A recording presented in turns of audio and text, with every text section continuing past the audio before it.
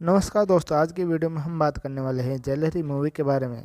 और जिसने ही डायरेक्ट किया है वो है नीलेश सी दिलीप ई कुमार। और इसके ही कास्ट में आपको ही देखेंगे ही रजनीकांत और ही रामी कृष्ण और ही विनायक।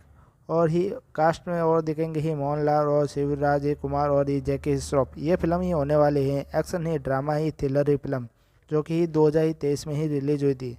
और ही कहानी की ही बात करें, कहानी ही शुरू होती है एक ही शांत और ही साधारण ही जिंदगी जी रही बुजुर्ग, जो कि ही म्यूचुअल ही पांड्यन, जो कि ही रजनीकांत प्ले कर रहे हैं। वो एक ही रिटायरमेंट ही जेलर हैं, जो अब ही अपने ही परिवार के ही साथ ही सुकून की ज़िंदगी ही जी रहा है।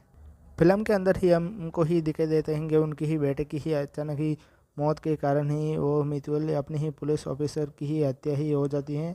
और ही पुलिस ही बताती है कि उस ही अपराधी ने ही मार दिया है। म्यूचुअल ही टूट जाता है, लेकिन ही उस ही शक होता है कि ये ही सिर्फ एक ही मर्डर ही नहीं, इससे ही पीछे ही कुछ बड़ा ही क्राइम ही सीक्वल है।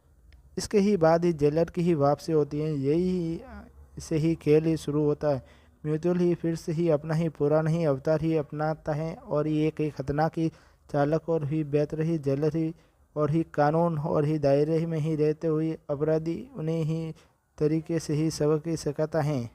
इसके बाद ही उनके ही पुराने ही साथी ही मिलते हैं। म्यूचुअल अपने ही पुराने ही साथियों से ही बुलाता है और ही मोहनलाल और ही शिवराज और ही जैकी श्रॉफ, ये सारे ही वांटेड ही क्रिमिनल होते हैं। जैसे ही म्यूचुअल अपने ही जेलर ही से ही सीधे ही करके ही एक ही शरीफ इंसान ही बना देते हैं। और ही इसके ही अलावा ही ये मूवी आपको ही कैसे लगी, मुझे ही कमेंट में ही ज़रूर ही बताना। और ही इसको ही रेटिंग ही देना ही चाहूँगा 10 में से ही 8, जो आप ये कितना ही देना ही चाहोगे।